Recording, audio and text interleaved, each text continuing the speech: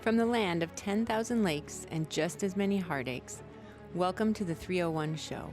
We're here to celebrate, commiserate, and maybe, just maybe, see a Minnesota team win it all. Whether you're dreaming of a Vikings Super Bowl, reliving the glory days of the Twins, or still recovering from the Timberwolves roller coaster, we've got you covered. This is the 301 Show, where the North remembers and the passion never fades.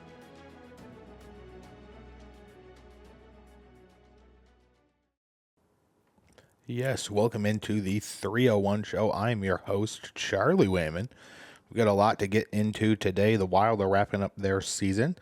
The Timberwolves just wrapped up their regular season and are headed into the playoffs. The Twins are on to a terrible start here in the 2025 season, and the Vikings continue trudging forward in the 2025 offseason. That and more here on the 301 Show. Welcome into the Target Field Talkers, the first one of the 2025 regular season.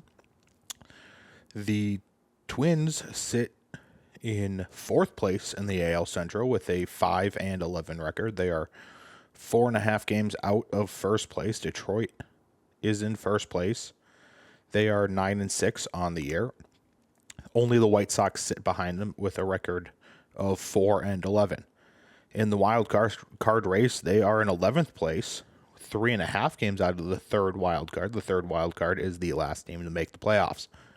Also, the only team behind them in the wild card, so basically the only team behind them in the entire American League, is the Chicago White Sox. So that tells you what kind of start they are having so far.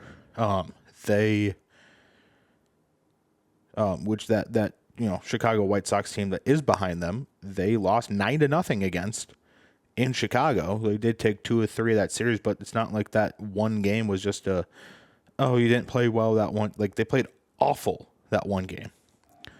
They are got some hitting and then pitching / fielding rankings like we do with the other teams. So for hitting rankings, their batting average is 204, which is 28th in the entire MLB. That surprisingly, that is up 5 percentage points from 196 or 199 just a few days ago.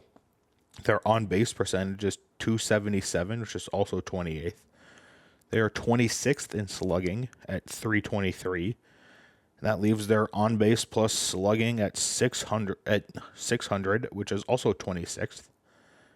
They have 50 runs scored, which is 24th. They have 10 home runs, which is also tied for 24th. They have 27 doubles, which is 5th. They have 40 walks, 25th. 123 strikeouts, which is exactly halfway through the league. That is tied for 15th. Stolen bases, they have 7, which is tied for 6th. Now, one good note on these 7 stolen bases is Buxton does have a couple of them. So he is running, and knock on wood, he is staying healthy through, the first 2 weeks of this season. So he has been healthy so far, and he's actually running. It's not like they're putting bubble wrap on him and telling him to go out there and just be careful. No, he is playing pretty well. Obviously, you'd like to see his average up a little bit, but he is playing good defense. He is, stealing when he gets on. So it's what you kind of want from Buxton. So hopefully he can stay healthy for the majority of this season, if not all of this season. Pitching and fielding rankings, their pitching is their ERA is 4.05, which is 17th. They have 3 quality starts, which a quality start is they go, I believe it's through 6 innings, and they let up 3 or less runs as a quality start. 3 quality starts is tied for 22nd in the entire MLB. So not great starting pitching. I know Pablo got hurt, which we can talk about that. But their starting pitching has not been good so far this year. Their whip, so walks plus hits per innings pitched, so it's basically the amount of base runners that are the pitcher's fault per inning. So that is 1.26. That is not great. That is also 14th. Obviously, that's way better than some of these other statistics. I think that's actually the best rated statistic here, or best ranked statistic here of any that I've read and any that I will read other than doubles. That is the highest they rank in any of these statistics is 14th, except for doubles, which they were 5th in doubles. So they're allowing 1.26 runners on per inning. That is the pitcher's fault by either giving up a walk or a hit. In terms of fielding, here's where it becomes the fielder's fault. They have committed 11 errors in the field so far, which is tied for 26th. So they are averaging, basically in all of their losses, they are averaging 1 error per game. They have 11 errors and 11 losses. So just under 1 error per game played. And they're averaging 1 error per loss at this point. Fielding percentage, that leaves them at a 976 fielding percentage, because I wanted to know, they might have, 11 errors, but there's teams with 10 errors that have only 3, fielding opportunities, or something like that, where it's a lot lower of a fielding opportunity. But 976 fielding percentage is 28th. So they're actually kind of benefiting from having less fielding opportunities if they're tied for 26th in number of errors and 28th in fielding percentage. They did start the season 0-4, which was the worst start by any Twins team since the 2016 season, which they started 0-9. Now, a note about that 2016 season, they lost over 100 games that year, because the next year they made the playoffs and they were the first team ever to go from 100 loss season to making the playoffs in the next. So that's not a great team to be compared to if you are trying to make a comparison to any of these past Twins teams. They're also 17-38 since Sunday, August 18th of last season, when they broke down in the rest of the way to end that year and miss the playoffs. They were well above the Tigers at that point, and that's when the Tigers had sold off everybody, and then they started playing well. The Tigers started playing how the Twins needed to play, and the Twins started playing how the Tigers were expected to play, and they completely switched spots, and the Twins were golfing in October, and the Tigers are playing games at Comerica Park. So it's just frustrating to see this team and these owners that, don't seem to care about, the team. And I mean, I'm sure they do, but they're obviously trying to sell the team. They're trying to get out from under this thing. And they don't care enough to go get a free agent. They don't care enough to go make a trade. Now, obviously, Ty France and Harrison Bader have been amazing this year. They've been arguably their 2 best players that have played, consistently. And those are the 2 big free agent signings that they made this offseason. It's like the biggest ones they made, but that's not enough to make this a championship level team. They are not a championship level team. Even if, Royce was healthy and Brooks Lee was healthy from day one, and all of these guys were playing at expectation level. Obviously, you can be like, oh, well, Correa returns to his asterisk form, where he's getting help from the trash can, and he puts up those. That's not going to happen. That realistically is not going to happen. Royce was slumping at the end of last year. I'm not expecting him to hit like he did at the beginning of the year, the entirety of the year. Like being realistic about this team, right now, they do not look like a championship team within the next 5 years. They don't look like a playoff team this year. they're not going to, like, right now, they're in talks to finish with the first overall pick. Like, they look like a team that's more likely to get the first overall pick in next year's draft than they are to win a World Series. That's just the fact of the matter. And so, like, what do you do with this team? Because I do believe they are good, like, skill-wise, they are good enough to not sell this team. Like, to sell off this team. The ownership is selling the team. Management shouldn't sell. Like, on paper, they are good enough to make the playoffs and contend. Maybe not contend for a World Series, but win a series or two. Like their expectation should be the ALCS. They should want to make it to the ALCS this year. But it does not look like they are. It doesn't look like they want that. And it's frustrating to see. And you know, you have this beautiful ballpark in downtown Minneapolis. Like I believe one of, if not the most underrated ballparks in the entire MLB. I don't want to say it's the number one, because I think PNC is up there. I think Fenway is up there. I think Wrigley Field is up there, and I think San Diego's up there. Also Camden Yards. I think those are my top 5 favorite ballparks. You know, or what I would say are the 5 best ballparks in the MLB. Target Field's in the top 10. Target Field's probably 6 to 8 in that range. At least that's where I have it. And you can't, the Twins aren't good enough to sell out the Target Field. They're not close. Take out opening day where they had, I think they had 36 or 38,000 fans there on opening day. At least that's what was announced. That's how many tickets are bought. Teams also always overinflate that number.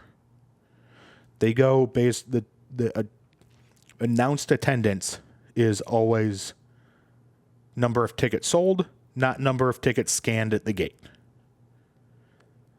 So take out opening day where they announced either 36 or 38,000. Outside of that, they are averaging between 13 and 16,000 people in attendance. People do not care about this team anymore. At least not this year.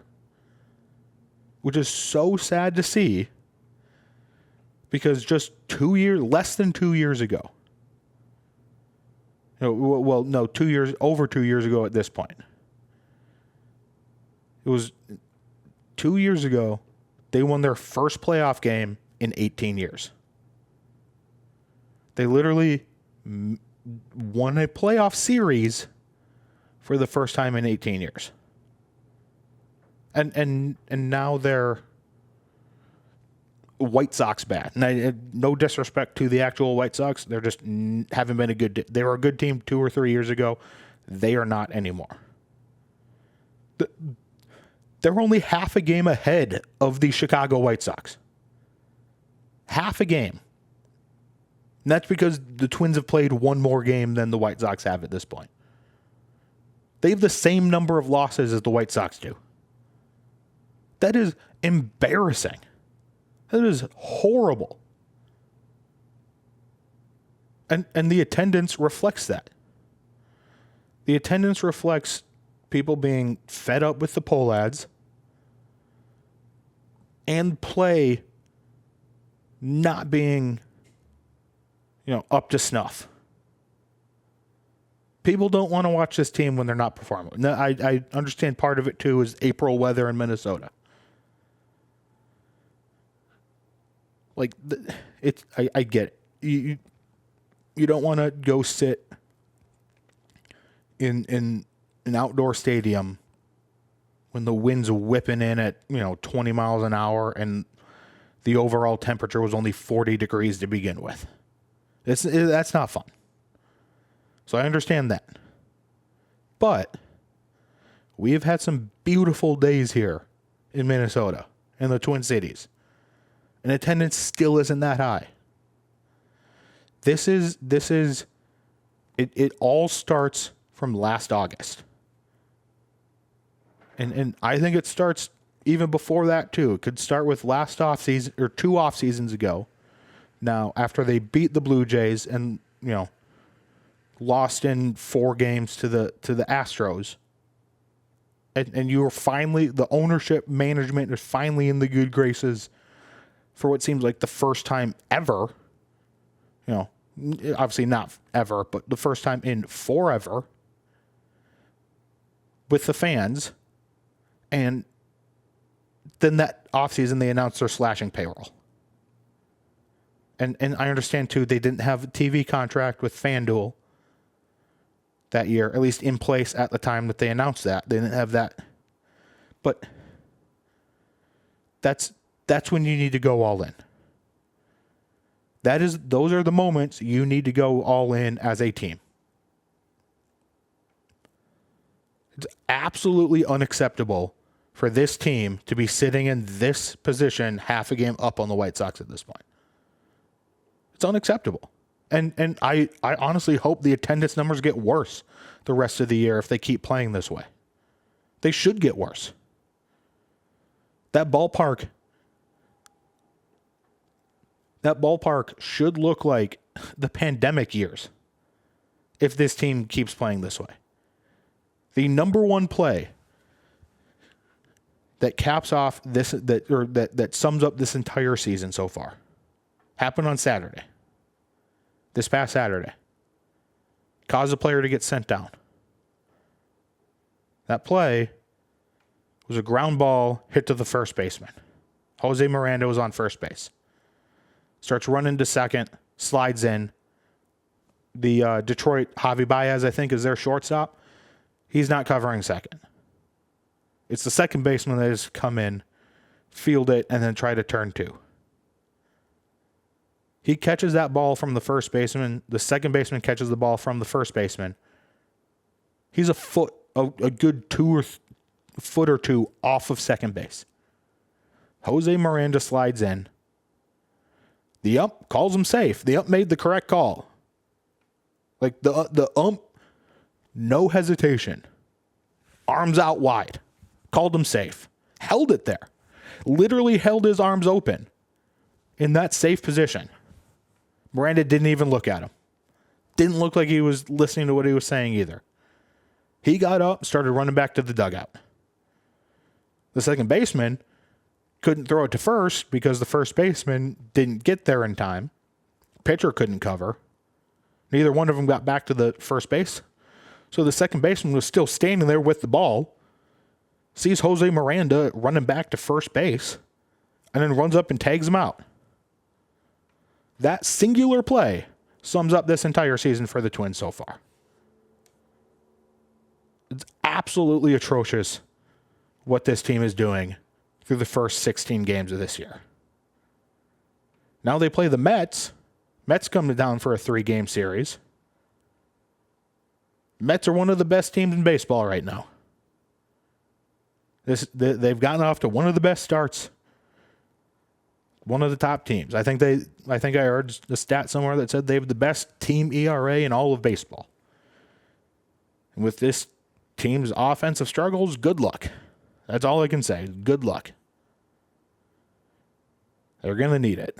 That's basically all they're relying on at this point, is just luck. Now let's move over to our predictions here.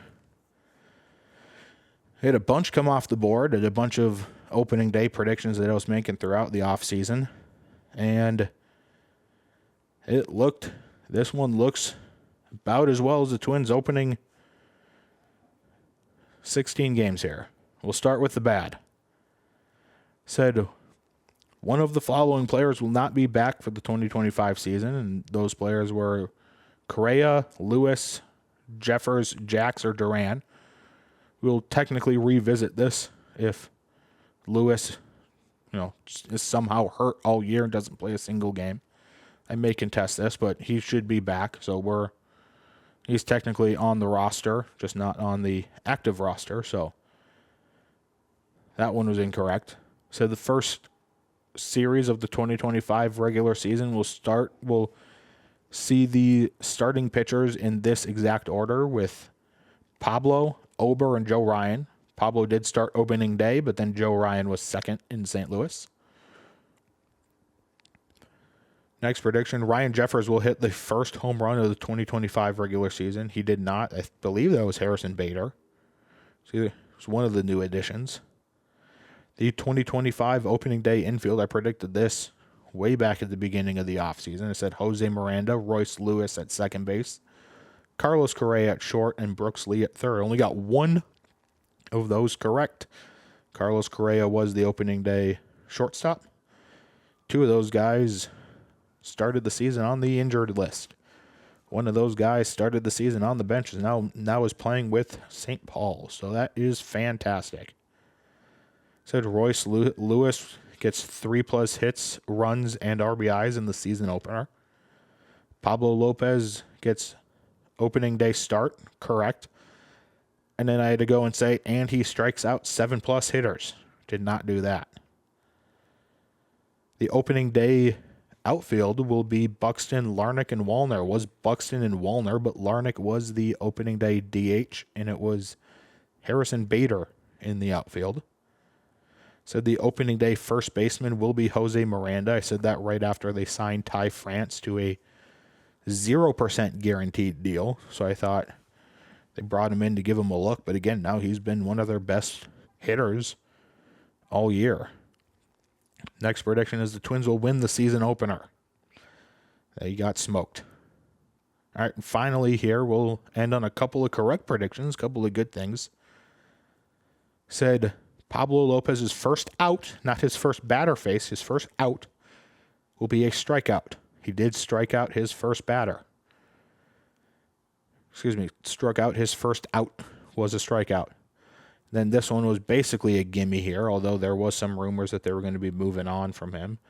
Did say Ryan Jeffers will be the opening day catcher. He was the starting catcher on opening day. So that brings my target field talkers to 3 of 15 for 20%.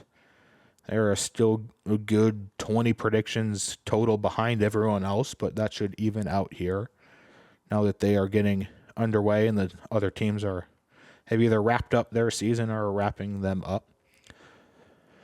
So I've got a couple of different predictions here, trying to cover all my bases at this point. So the first two are going to be, not going to sound, they are going to be contradictory of each other, but technically could both come true. The Twins will get back to at least 500 at some point by May 1st. So they will be 500 or better before May 1st. Doesn't matter what they are on May 1st. They will just be at least 500 or better for at least a 24-hour span before. Well, not a 24-hour span because they could have a doubleheader, but they will be back to at least 500 before May 1st.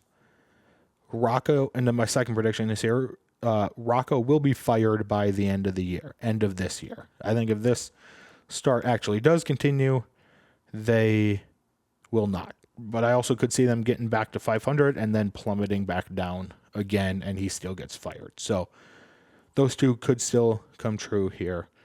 Third and final prediction. This one, again, we didn't talk about him much this year. I'll make sure to make a note to talk about him next time. Zebby Matthews has been absolutely killing it here with the St. Paul Saints. Killed it in the spring. I think he should be in the starting rotation instead of Chris Paddock, but Zebby Matthews will win his first big league start this year. So Twins will get back to at least 500 by May 1st. Rocco will be fired by the end of the year and last game of the season, postseason or regular season, he will be fired by. And Zebby Matthews will win his first big league start of the year. All right, let's get into a more positive note here. As the Timberwolves finished their regular season, they finished 49-33 on the year. They finished as the 6th seed. They were able to climb out of the play-in tournament. They were also 17-17 to start the year through 34 games. They went 32-17 in the final 48 games of the year. They also went 17-4 to end the year in the last 21 games. Also, Ant set the record for the most threes in a single season, so that is fantastic. I do think this team, again, just needed to get something going. Get some the chemistry worked out from the beginning of the year, because they were 500 team at the beginning through 34 games of this regular season. Also, I think they were like 22-21 a few games later, so just even more impressive that they finished that many games above 500, 15 games above 500. And they are now, because they are the 6th seed, they are playing the 3 seed in the playoffs here, and that would be the LA Lakers. They have a 2-2 record against the Lakers this season. They lost the only meeting after the Luka trade. So again, this is a back-to-back year where they will be playing Luka in the playoffs. They have played the Lakers twice in the playoffs in their history. 2003, they lost in the first round in 6 games. And then in 2004, they lost in the conference championship, also in 6 games, putting an end to that historic season, that fantastic season. All time, they have a record of 46-87 against the Lakers, so not great there. But let's quick go over the team rankings here. They finished the season at 114 points per game, which is tied for 14th. Field goal percentage was 46.8, which was 16th. The 3-point field goal percentage was 37.8%, tied for 3rd, so they were great from 3. Free throw percentage was 79%, which was 9th. Rebounds per game was tied for 15th at 44.2. Blocks per game was 4.9, tied for 14th.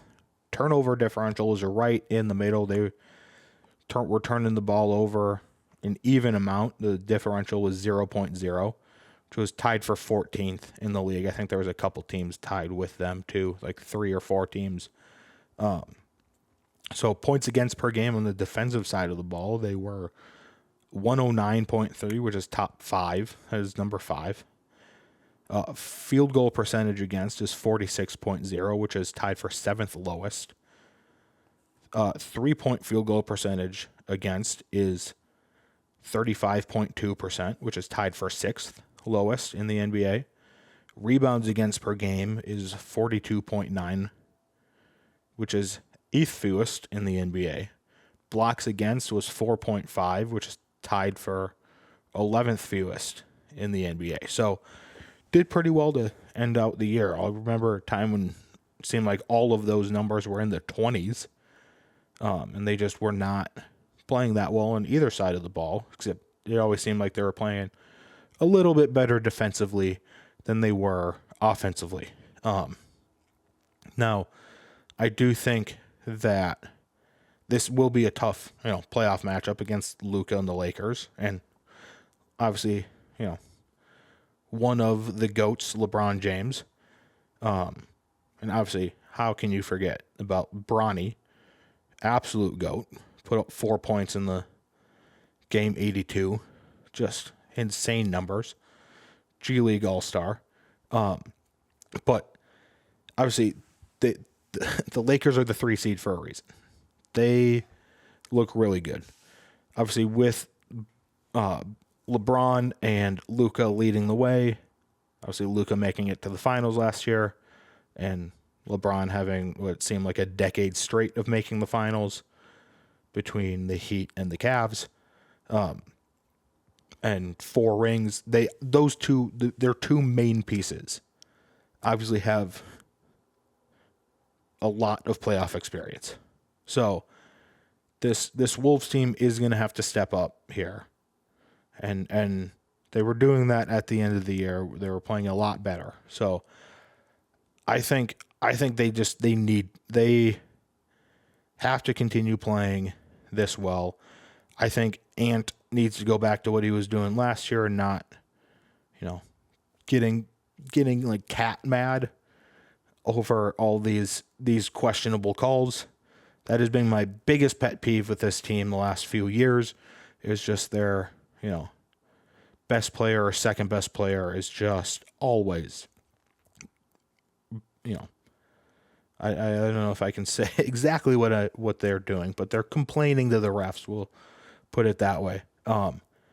Complaining to the refs about either a call they thought they should have gotten or one they shouldn't have. And if Ant continues that, I don't know if I want to watch this series, because it is only going to be that. Between LeBron, Luka, and Ant complaining to the refs, it is going to be brutal. So I think it'll be whichever team stops doing that is going to get, more calls and will have a better chance to win this series. So, as for predictions here, we had quite a few come off the board, not as much as the Twins Target Field Talkers though. So we have the Timberwolves go on a 10-plus game winning streak at some point this year. Technically could still come true, but I intended this for the regular season, so we're going to take it off the board now as incorrect. Ant has a 60-plus point game this regular season and a 50-plus point game this playoffs. That was incorrect. Did never hit the 60 in the regular season. So the Wolves will turn it around to get a top 4 seed. Almost correct there. They were 2 games or a game out, I think, if they hold on in that Milwaukee game where they blew that lead, or won the other Milwaukee game with Dame and Giannis out, or beat Utah when Ant got. There's 3 or 4 more games, maybe even more than that, more like 9 or 10, that you say if they had just won that game, they would have a top 4 seed.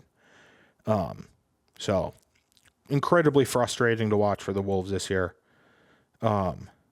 Said the Ant will drop 50-plus points again this year. He did not. There's one specific episode a couple weeks back.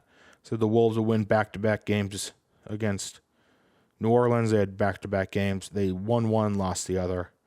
Said Ant scores 40-plus against the Heat. I think the leading scorer of that game was Dante with like 19 or something like that. So nowhere close for Ant to get up to 40-plus points. But again, like the Target Field Talkers, we're going to end it the same way and get a couple of correct predictions here on the board. Again, in the last episode 17, they had 2 away games. I said the Wolves will win both away games. That was correct. I also said a couple months ago that the Wolves will win 45-plus games this year, and they won 49. So that is also correct. That leaves the Wolves Den here at 9 of 36 for a 25% correct rate. So we've got 3 playoff predictions here. One is about the overall playoffs, and then a couple about the Wolves versus Lakers series.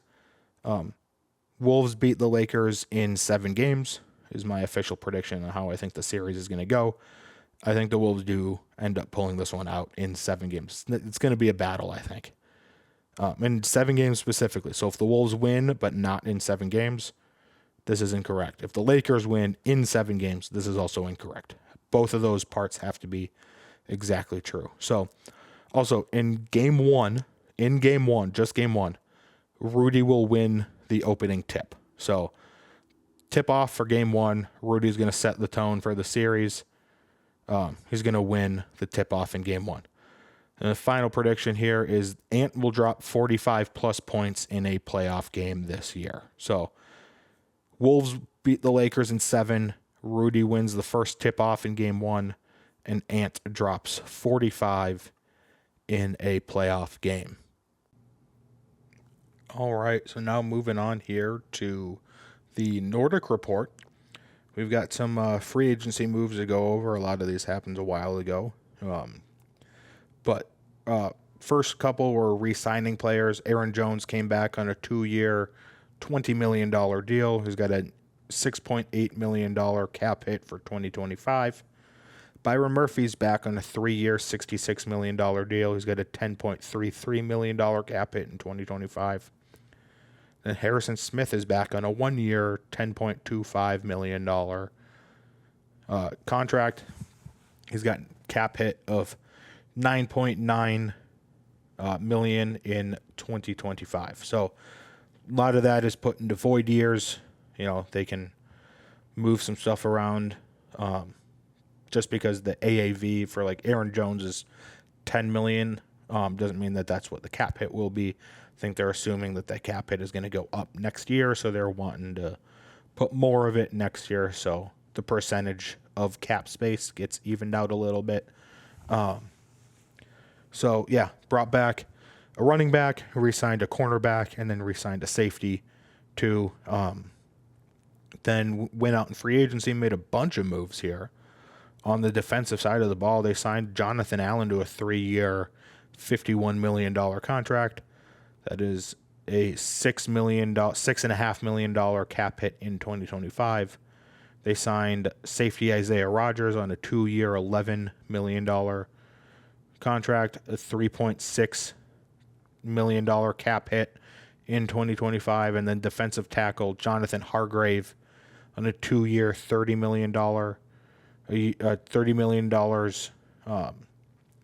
and a $7.8 million cap hit in 2025. On the offensive side of the ball, they went out and got a couple of offensive linemen from the Indianapolis Colts. They signed Ryan Kelly on a 2-year, $18 million deal, $5.5 million cap hit in 2025. And then can I get some fries with that? Guard Will Fries, again, Ryan Kelly's teammate in Indianapolis, got a 5-year, $87 million contract, $5.64 million in 2025 for the cap hit. So those two should be great together in having played together. They know, Will Fries knows Ryan Kelly's, how he snaps the ball. He knows, all of that. Obviously, they're having to learn new cadence, but so is everybody else on the Vikings, as it looks like J.J. McCarthy will be the QB1 this year. And if he's not, won't be Sam Darnold, so they will still need to learn a new cadence. And so well, actually, let's go over this just really quick here. They made 2 trades as well. They traded guard Ed Ingram, who was the second-round pick, Kwesi's second pick. He was a second-round pick in 2022, Kwesi and KOC's first offseason with the team, which that draft class is looking worse and worse. When your fifth and 6th or 6th and 7th round picks, Mekhi Blackman and Jalen Naylor, were the 2 best picks from that draft class, and they are, Jalen Naylor is a wide receiver 3, and Mekhi Blackman, hopefully he'll be healthy and good to go this year. But, was a late day 3 draft pick. When those 2 guys are your best draft picks from an entire draft class that you actually had, maybe not all, but almost all of your picks for, and you traded back 20 picks, because that was the Lewis Cine draft where they traded back to pick 32, even though Kyle Hamilton was still sitting there. But yeah, when that's not a good draft class when, half of them aren't even on your team anymore. But Ed Ingram got traded to the Houston Texans for a 2026 6th round pick. Then the Vikings sent a 2025 5th and a 2026 sixth round pick to the San Francisco 49ers for a 2025 sixth round pick. So they moved back around. And they picked up running back Jordan Mason. So Jordan Mason and Aaron Jones will be your running back, halfback duo this year. I do really like this move because, this is a deep running back draft class, but Jordan Mason at that point was a really good running back last year, picking up the slack for CMC. So that was probably around the talent you were going to get in, 5th, 6th, 7th round of this year's draft. Just being able to move back one spot and you still retain, the same number of picks, absolutely fantastic. Obviously they gave up one next year, but for this year's draft class, they kept the same number of picks. I did see somewhere though that said we shouldn't have traded that 2026 sixth round pick because how are we going to trade for Cam Akers again? Which it seems like he's been traded for in the middle of the season for a day 3 Vikings pick the last 2 seasons. So we'll see if Kwesi wants to bring ACL, Achilles, Cam Akers back again this year. I hope not. But what this is all telling me, beefing up the O-line and then trading for Jordan Mason and bringing back Aaron Jones, what that is telling me is they are going to be more committed to the run game. Part of the reason why they didn't play that well the entire team didn't play well against the Rams in the playoff game. And then Darnold didn't play well against the Lions, and he sailed a couple of throws too in that Lions game in week 18. But part of the reason they had to keep going back to him is because they couldn't run the ball in the red zone. They got the ball to the red zone, but they couldn't run it after that. So beefing up the offensive line and then, improving the running back core. Because I do think Jordan Mason is an upgrade over Cam Akers. I do think that. So picking up those two on the O-line and improving the running back duo, to me means they are going to be more committed to the run game this year. I think KOC is going to call more run plays. I think I think that in my mind, outside of maybe criticizing him for lack of playoff success, but in my mind, that is the number one thing that you can criticize KOC for. I think that has to be. He gets a little bit too pass happy and just doesn't take the run. And part of that too, I think may have just been he didn't trust those guys.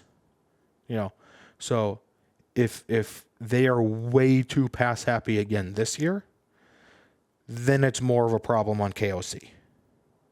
Because they had Kwesi addressed that issue. So they should be able to run the ball more now. And then on the defensive side of the ball, I think they addressed immediate needs. They brought back a cornerback. They brought back a cornerback in Byron Murphy. They brought back a safety in Harrison Smith, who I think can be a very good safety. They brought in Isaiah Rodgers to be a safety to help out that secondary as well. And then they beefed up the interior of the defensive line. Like they had, they brought in those couple of guys last year with Turner, Van Ginkel, and Grenard on the outside, and then obviously Cashman as a middle linebacker. But I think they just needed more run stopping help because, again, on both sides of the ball, they didn't have the offensive or the linemen on either side of the ball to either get the run game going on offense or prevent the run game from going on defense. So I do think adding all of those guys will be very beneficial here for the run game specifically. Now, I do think they still need, more long-term solutions at defensive tackle, maybe at center too, because Ryan Kelly has had issues with injuries. So I do think there might need some more long-term solutions eventually. And I do think defensive tackles would come sooner than that. But with pick 24, I think, first of all, I think moving back would depend on who is there at 24. I don't want them to move back like now. I'd rather have that be a day of the first round decision. Because I think it would be all dependent on who is available at 24 at the time of their pick. But I could see them going Gray Zabel, the guard tackle out of NDSU, who has played every position on the offensive line. They could go a Derek Harmon or a Kenneth Grant, the D tackles out of Michigan. And then there have been again, I always mispronounce their names, but the South Carolina, Georgia, and East Carolina, guys in the secondary, the cornerbacks and safeties, that have been mocked to them. So I think if you get there, and let's say it's 4 of those 5, 3 of those 5, maybe all 5 of those guys are still there, move back 5 spots and try to pick up like a day 2 pick, like a late 3rd round pick in this year's draft, because they only have 4 right now. They've got the 1st round pick, the 6th round pick they got this year in the 49ers trade. They have a 5th round pick, and then they have a 3rd round comp pick for last year for Harrison Smith and Kirk Cousins leaving. So they have those 4 picks. So I think if there are, a bunch of guys that you want to, you are okay with drafting, move back. Don't move back 20 spots like you did. I just got done saying how moving back for Lewis Cine was a mistake. Don't move back 20 spots like you did then, unless, a team's offering you, move back 20 spots and we'll give you, a 1st round pick next year and our 3rd round pick and our, unless they offer you the farm, do that. But for anything less than that, don't move back 20 spots unless you think you are coming out on very clearly on top. So it'll be interesting to see what they do at pick 24 this year, if they pick at 24 this year. Also, that leaves the quarterback 2 discussions. I do think J.J. McCarthy, from all signs, it looks like J.J. McCarthy at least will go into training camp as QB1. That could very well change.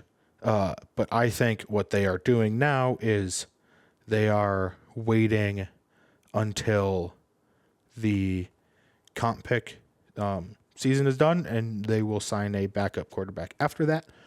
So it doesn't mess up their comp pick formula for next season too. So, I think obviously Joe Flacco just signed with, I believe it was Cleveland, which now Cleveland has Deshaun, Kenny Pickett, and Joe Flacco. So they must know something about Deshaun Watson not being fully healthy, and maybe they can get out of that contract if he's not doing his rehab correctly. But so he went there. I would have loved to have Joe Flacco after Daniel Jones signed with Indy. Joe Flacco was my top of my list to be the next best, veteran quarterback. But I think right now, I think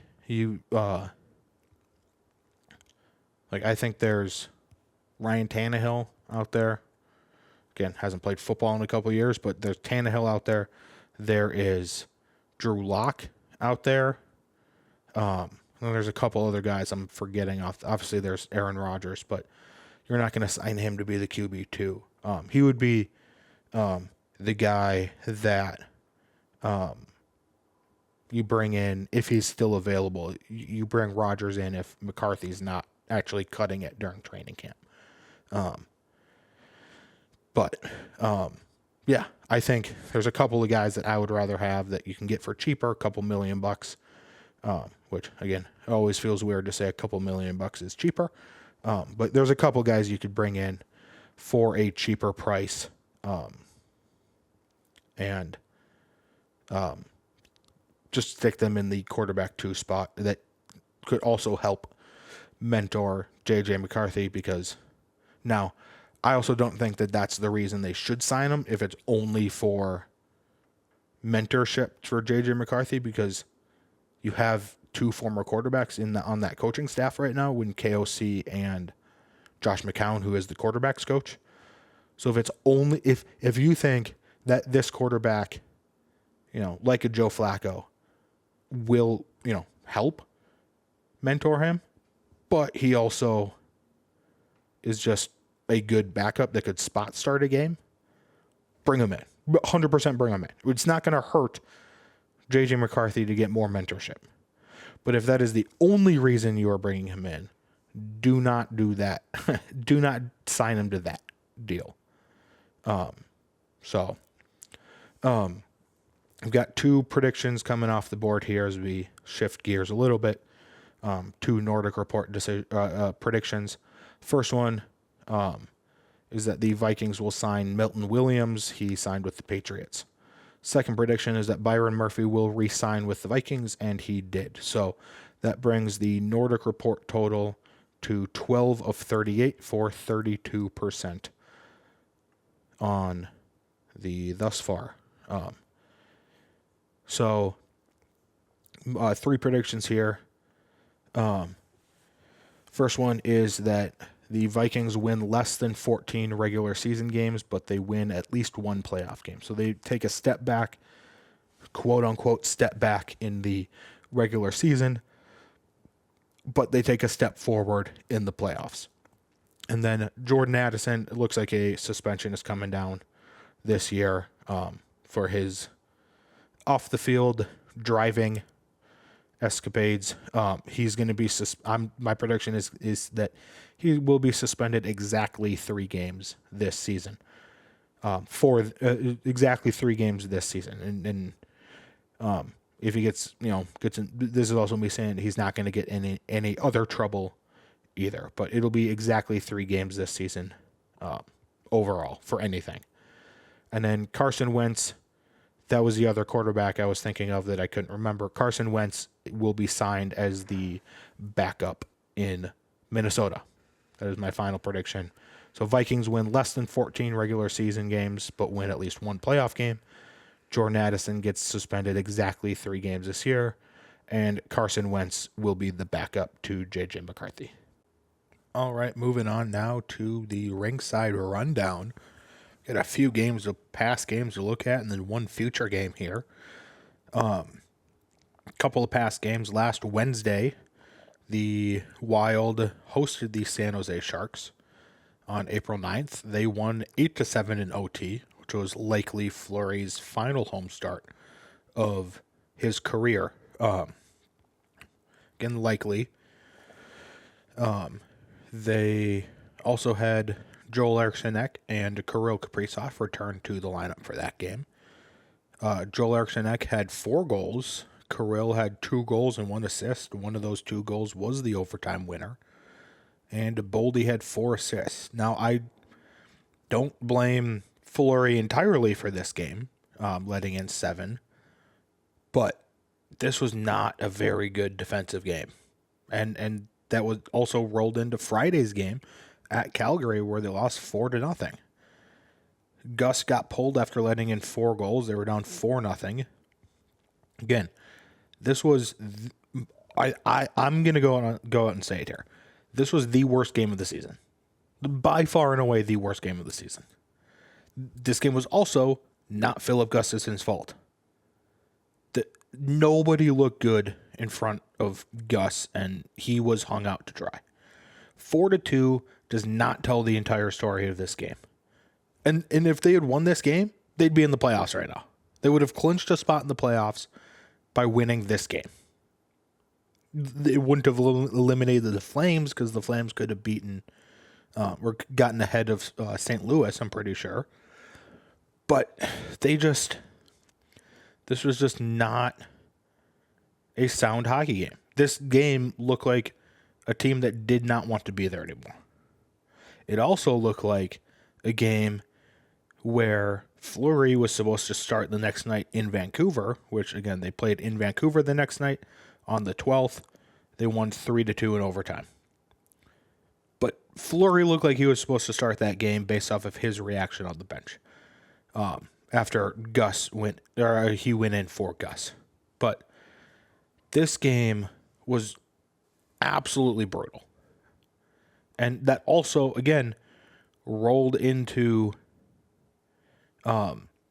Saturday's game, where the first two periods honestly looked like they were just periods 4 and 5 from Friday night.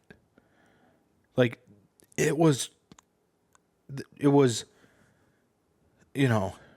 like, yes, they scored 8 goals on Wednesday, but you shouldn't have to score an 8th goal in overtime to win a game. That was 8 periods in a row where they just did not look like a good hockey team. The third period on Saturday in Vancouver was one of the best periods they have played all year. So they went from playing 3 straight periods of the worst hockey basically imaginable to playing the best period of hockey of the season. Now, I do want to say there's an asterisk on the two of the worst periods being the first and second, because there's one player that maybe played his best game of his career on Saturday. At least I thought he played one of the best games of his career on Saturday. That was Brock Faber. He got rewarded with a goal 22 seconds into the third period that made it 2-1. He played phenomenal. He was, again, by far and away the best player wearing a Wild sweater on Saturday. I also thought, maybe not by far and away, but I also thought that was the best game of his career. And it might not show it on the stat sheet, but this kid,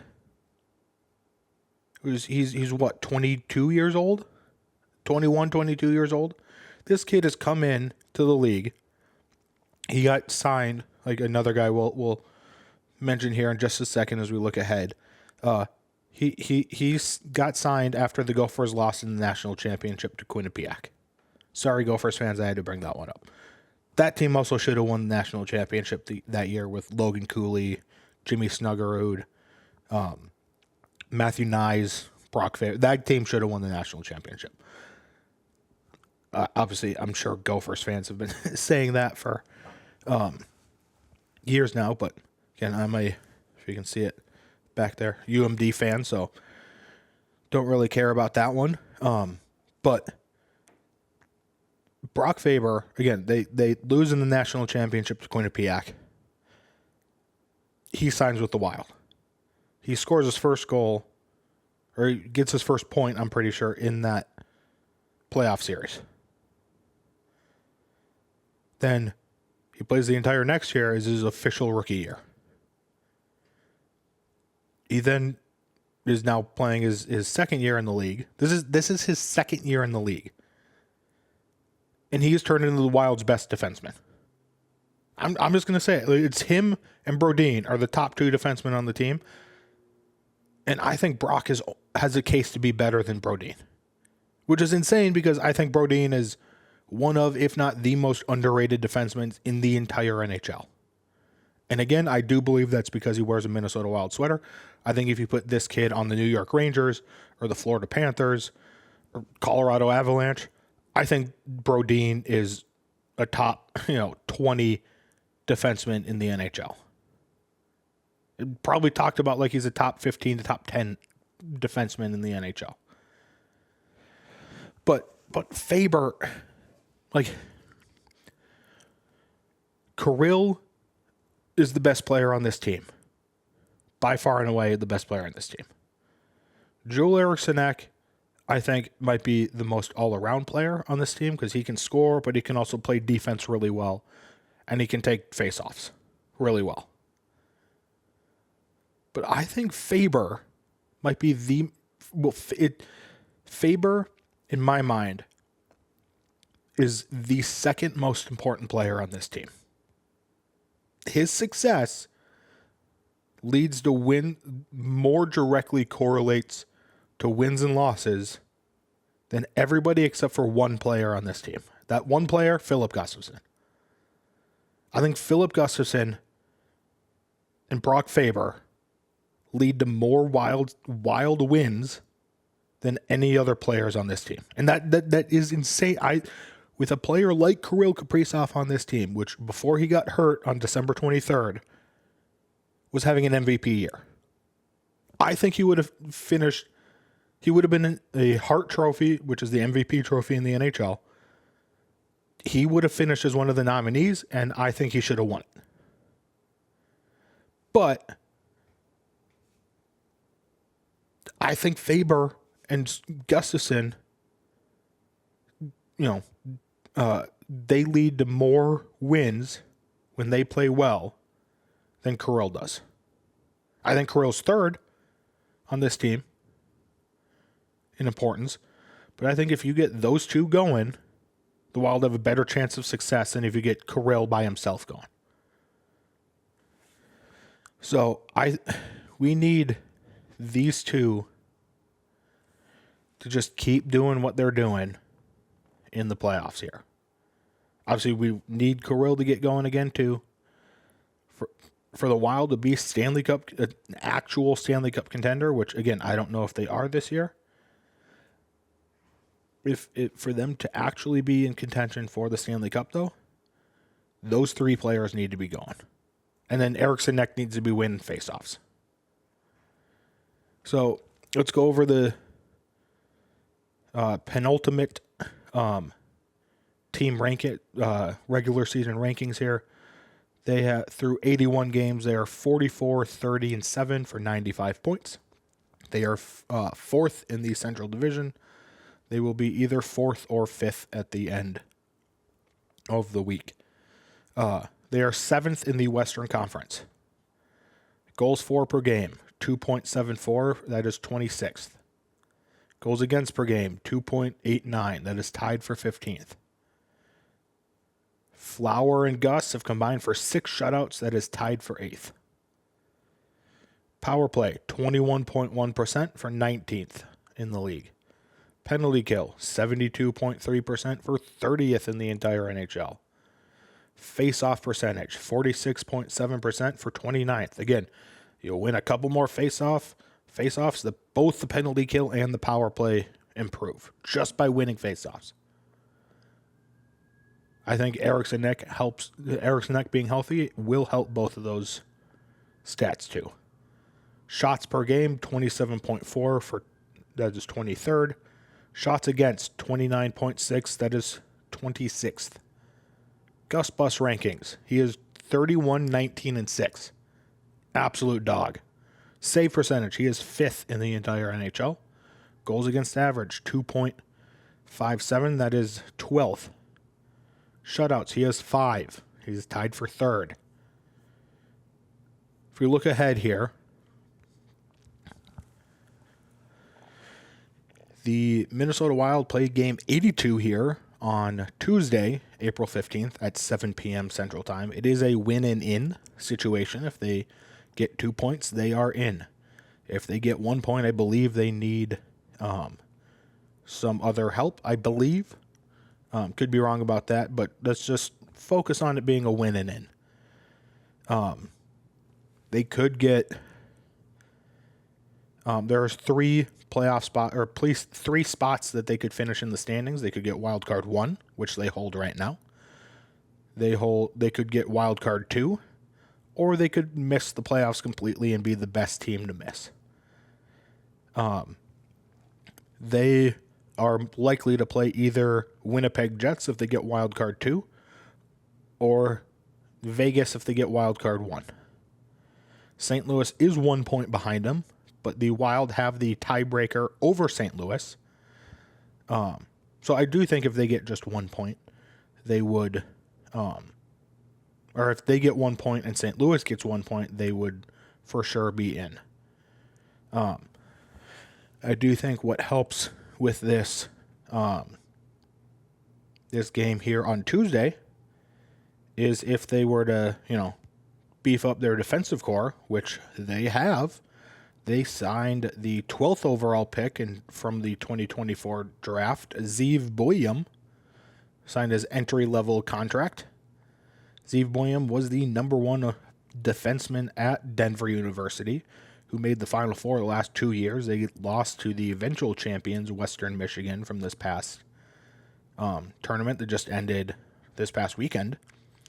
And they won the Natty in 2024. Zeev Boyum had 48 points from the blue line, was 13 goals, 35 assists. He averaged 27 minutes and 3 seconds on the ice.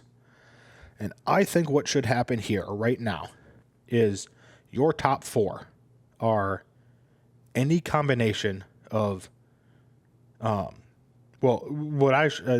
me just back up here before I'm not going to say it that way.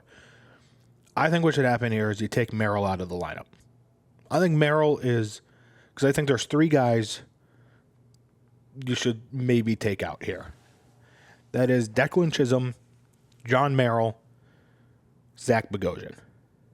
I think you leave Declan Chisholm in. Declan Chisholm, the reason you would take him out is because he has been struggling basically in the second half of the year. But you leave him in because he has the higher potential of what he could be than the other two guys, than Bogosian and Merrill. When they have bad games, they're all basically around the same, so that's why you keep the higher boom type of guy. Bogosian is a right-handed shot. He's also bigger. You need size in your defensive core. So that leaves Merrill as the odd man out. I was saying this offseason that they shouldn't even bring Merrill back. I was saying Goligoski and Merrill should not be back on this team. Goligoski helped us out a lot and he retired. John Merrill should not be in this lineup anymore. He should be up sitting next to Bill Guerin and Craig Leopold in the owner's suite or the press box or wherever the healthy scratches are, eating popcorn. Zeev Boyum should be in John Merrill's spot. 100% Zeev Boyum needs to be in this game, and it has to be John Merrill that gets taken out. Now, I know what they're going to do is leave John Merrill in there and take out Declan Chisholm. Which, again, he has not been playing well, so I wouldn't be, super, super mad about it. But I would much rather see... They have this just love for John Merrill that except for, 4 or 5 games in, end of February, early March, seems completely unwarranted to me. They just seem so hung up on hanging on and playing Merrill, and I feel like I should be just banging my head against a wall because that seems more enjoyable than watching him play every night. It's brutal watching him play. If we move on to predictions here, we had one come off the board. It was incorrect. I said the Wild will make the playoffs as a divisional team. They did not do that. So that brings, even if they make the playoffs, they can't make it as a divisional team. So that brings the Rinkside Rundown to 9 of 34. Both the Wolves Den and Rinkside Rundown still just on the border, trying to get to that 10th correct prediction. They're both sitting at 9. Rinkside Rundown sitting at 26%. Overall, 33 of 123 for 27% correct. We've got 3 more coming on the board here. The Wild beat Anaheim in game 82. Zuccarello will score the next playoff goal for the Wild. So if they make the playoffs and make it next year, Zuccarello, whatever the next playoff goal is, it doesn't have to be this year. Whatever the next playoff goal is, will be Matt Zuccarello's. And then the Wild this year will win at least 2 playoff games. So for both of those to come true, if Zuccarello scores the next playoff goal, they can also win that game. So those are my 3. Wild beat Anaheim in game 82. Matt Zuccarello scores the next playoff goal for the Wild, and the Wild win at least 2 playoff games. All right, thanks for watching the 301 show this week. Drop a comment down below in the comment section. Let me know what you think the Vikings should do at pick 24, if they should move back, who they should take, who should be their quarterback too. Also, let me know what you think how the playoffs are going to go here for the Timberwolves, if the Wild are going to get in the playoffs. And let's just forget the Twins season even exists at this point. All right, thanks for watching. We will see you next time.